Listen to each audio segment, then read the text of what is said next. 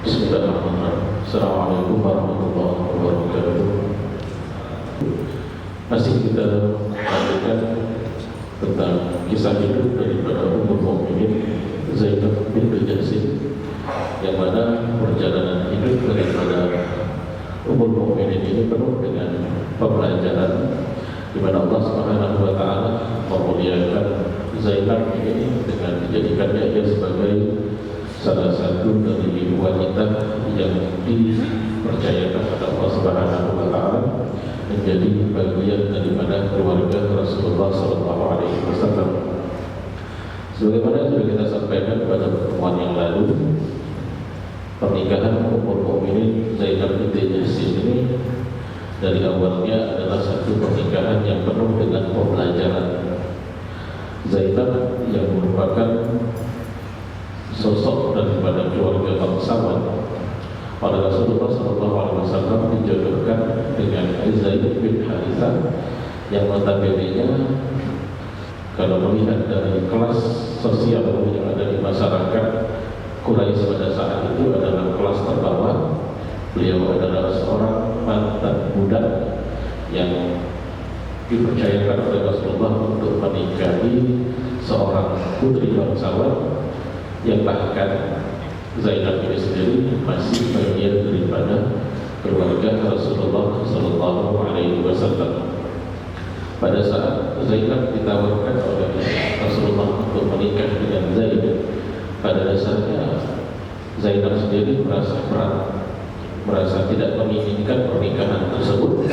Namun setelah ia tahu bahwasanya ini adalah keputusan daripada Rasulullah, bukan cuma sekedar penawaran, tapi keputusan dan perintah, maka ia dengan besar hati menaati apa yang diperintahkan oleh baginda Nabi tersebut. Dan ini menunjukkan kepada kita pelajaran pertama adalah Islam itu tidak mengkotak-kotakkan manusia dalam lingkup kasta atau tingkatan-tingkatan. Tidak ada yang namanya orang yang lebih tinggi dibandingkan yang lain, kecuali dengan ketakwaan. Siapa yang paling bertakwa, maka dialah yang paling mulia.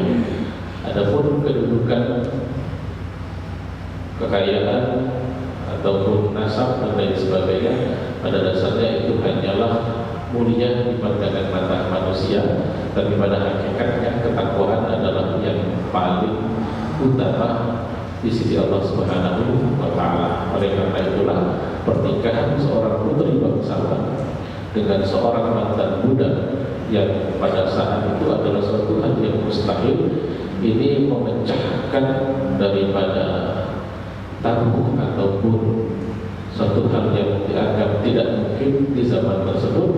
Dan kita lihat bagaimana pelajaran kedua, seorang wanita yang kadang dianggap lemah ternyata mampu untuk mengalahkan egonya, untuk mengikuti dan taat atas apa yang telah ditetapkan oleh Allah dan Rasulnya. Meskipun ada di awal ada ketidaksukaan atau keengganan, tapi ketika tahu bahwasanya itu adalah perintah Allah dan Rasulnya, maka tidak ada pilihan kecuali mentaati perintah Allah dan mentaati perintah Rasulnya. Dan ini yang harus kita ambil, bahwasanya sesegan apapun, seenggan apapun kita untuk menjalankan perintah Allah atau menjauhi larangan Allah, menjalankan perintah Rasulullah, menjauhi larangan Rasulullah, maka selama itu adalah satu perintah atau satu larangan dari Allah dan Rasulnya, maka kita wajib untuk mentaatinya. Dan tidak perlu banyak berdalih, tidak perlu banyak alasan untuk mengakal-akali perintah Allah dan Rasulnya. Setelah pernikahan tersebut, telah kita sampaikan bahwasanya kata Allah, antara Zainab dan Zaid terjadi satu perbedaan yang susah untuk dipersatukan. Dan ini adalah suatu hal yang lumrah dan rutin, dan bukan suatu hal yang aib, bahwasanya terkadang ada rumah tangga yang mungkin tidak terdapat kecocokan meskipun diupayakan untuk dicocok-cocokkan. Perbedaan latar belakang Zaid dan Zainab ini cukup jauh, yang mana Zainab terbiasa dengan kemudahan, sementara Zaid yang latar belakangnya adalah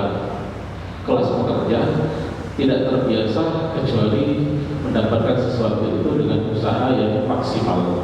Dan ini merupakan benih-benih awal perbedaan antara keduanya. Sampai kemudian Zaid ini mendatangi Rasulullah SAW dan mengatakan, ya Rasulullah, saya sepertinya tidak cocok dengan Zainab dan ingin bercerai dengan Zainab. Namun Rasulullah meminta kepada Zaid untuk bersabar dan jangan sampai menceraikan Zainab. Dan ini kemudian ditegur oleh Allah Subhanahu wa Ta'ala, dikatakan pada dasarnya Rasulullah sendiri sudah mendapatkan perintah bahwasanya nanti akan terjadi satu kondisi di mana Zainab ini akhirnya akan menjadi istri Rasulullah SAW. Dan benar, kemudian Zaid akhirnya membulatkan tekadnya berpisah dengan Zainab. Maka pada saat itulah perintah Allah memerintahkan kepada Rasulullah untuk melamar dan menikahi Zainab.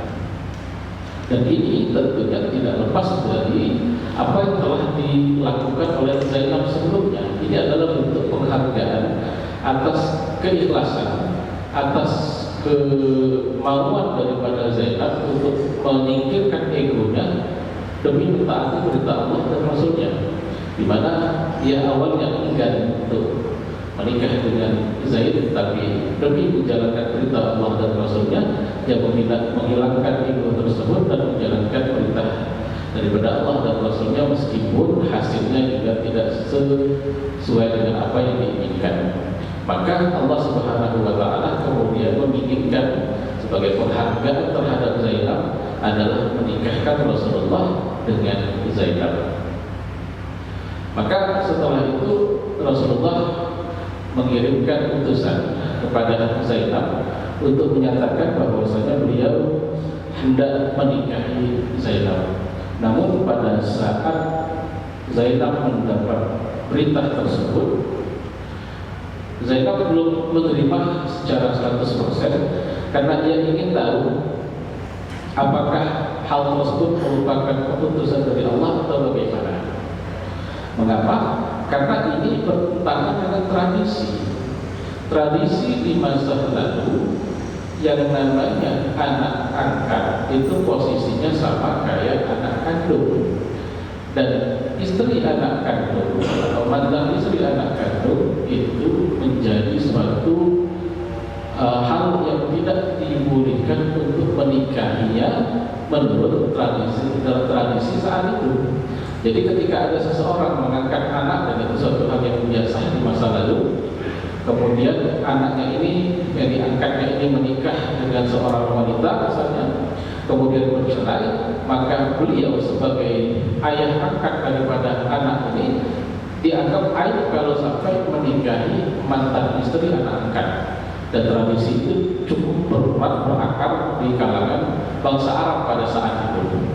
Dan lagi-lagi Allah Subhanahu wa Ta'ala ingin memberikan kepada kita pelajaran bahwasanya sepatutnya tradisi itu mengikuti syariat, jangan dibalik. Jangan sampai syariat itu dibuat-buat untuk mengikuti tradisi.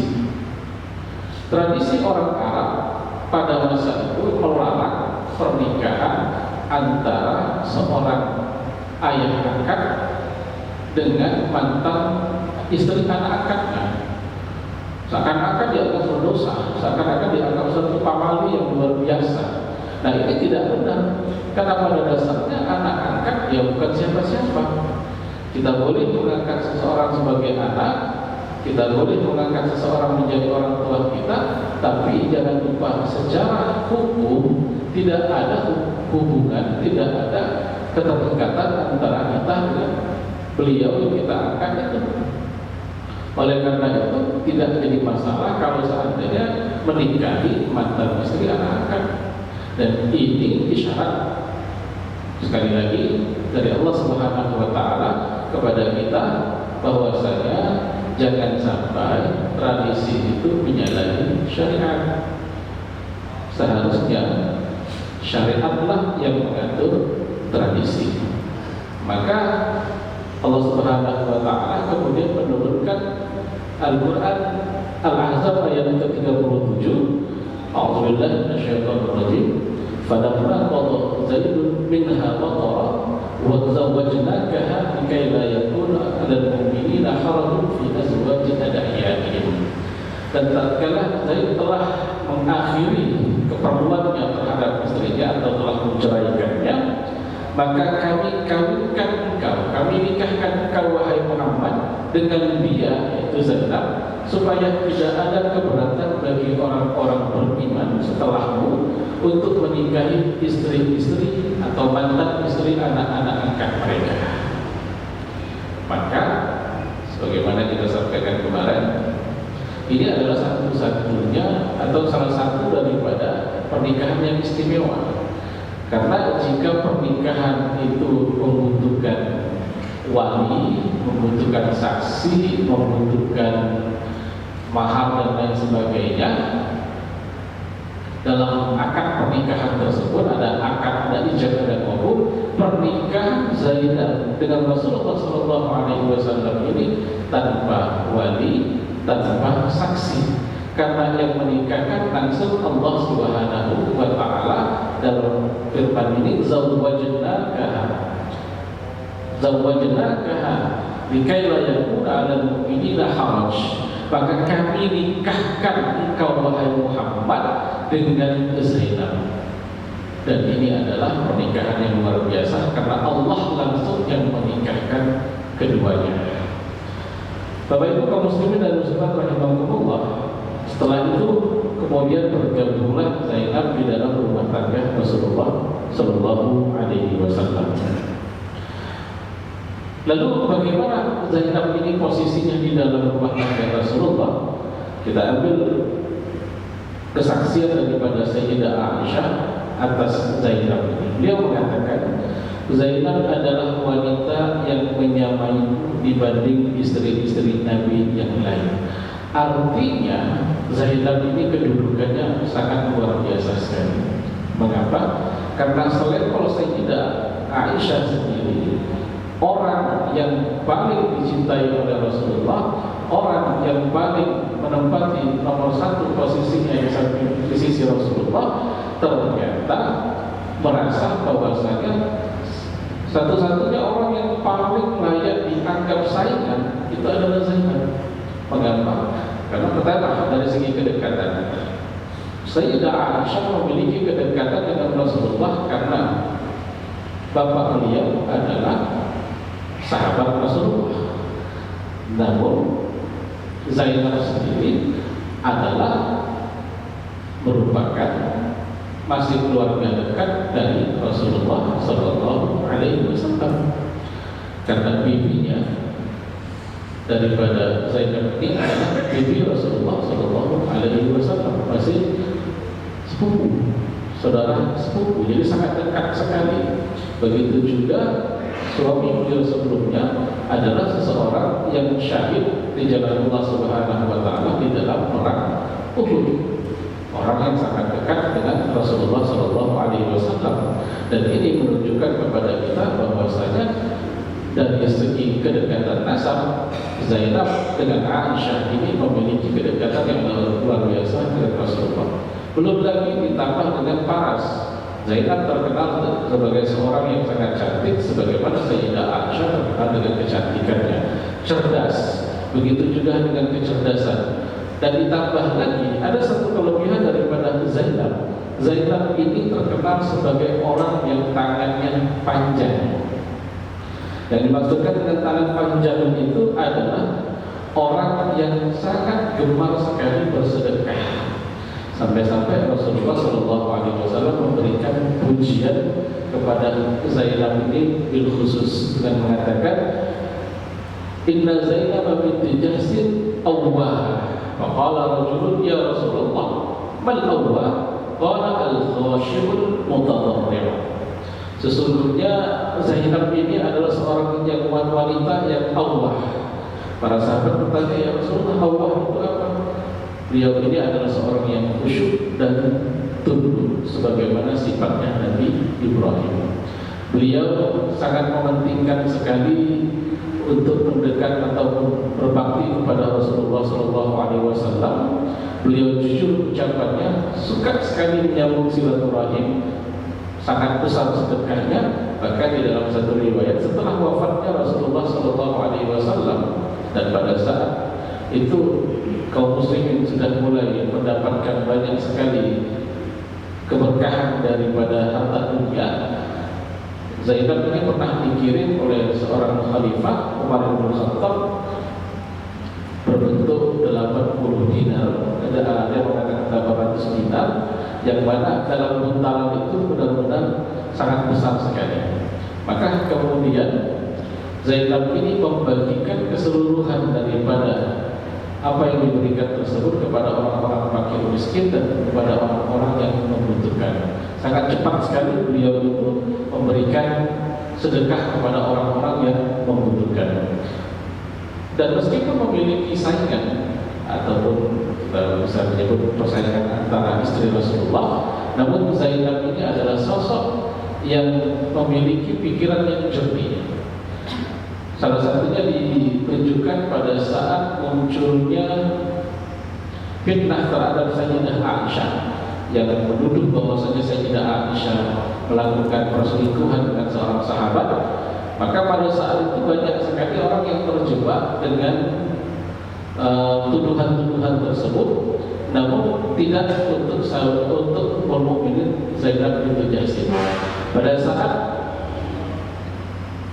Rasulullah SAW bertanya kepada Zainab bagaimana pendapatnya tentang Aisyah di tengah gejolak fitnah tersebut, ia menjawab, "Ya Rasulullah, aku jaga pendengaranku dan penglihatanku. Aku tidak mengenalnya melainkan sebagai sosok pribadi yang baik." Ini dengan madunya. Padahal kalau seandainya Zainab mau, bisa saja menjelek-jelekkan Aisyah. Apalagi Aisyah ini paling nampak sebagai saingannya dalam mendekati Rasulullah. Namun bukan Zainab yang melakukan hal tersebut seperti tersebut. Beliau mengatakan, aku tidak mendengar kecuali hal yang baik, dan aku menilai beliau aku tidak menilai beliau kecuali sebagai sosok yang baik. Maka kemudian pada saat Rasulullah SAW telah wafat, maka kita lihat satu kejadian di mana pada saat itu Rasulullah SAW di akhir hidupnya, Rasulullah pernah berpesan kepada para sahabat Nabi dan kepada istri-istrinya untuk tidak lagi keluar dari rumah setelah sepeninggal beliau. Maka ada 2 orang istri beliau yang sama sekali tidak meninggalkan rumah setelah wafatnya Rasulullah sampai mereka wafat.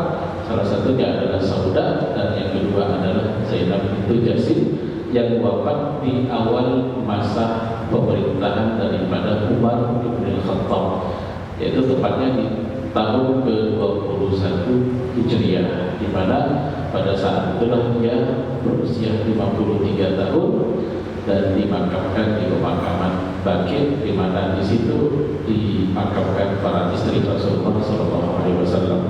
Dan inilah sosok mulia yang banyak sekali mendapatkan pelajaran kita dari kehidupannya.